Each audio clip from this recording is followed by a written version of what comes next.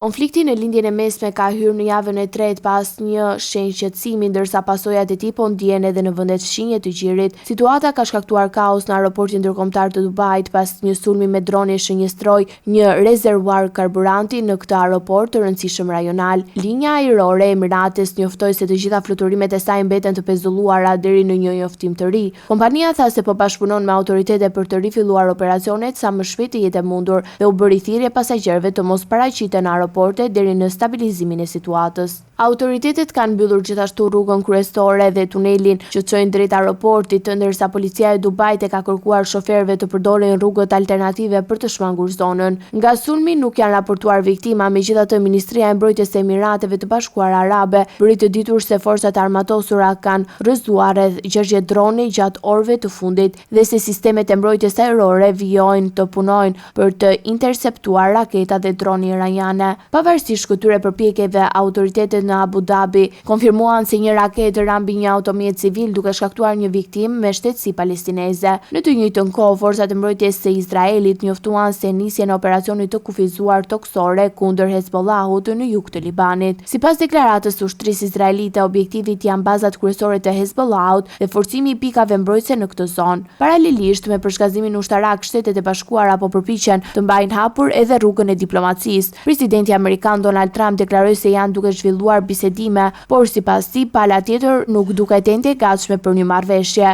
Ne po flasim me ta, por nuk mendoj se janë gati, edhe pse po i afrohemi shumë, u tha Trump gazetarëve në bordin e avionit presidencial Air Force One, pa dhënë detaje mbi natyrën e këtyre kontakteve diplomatike.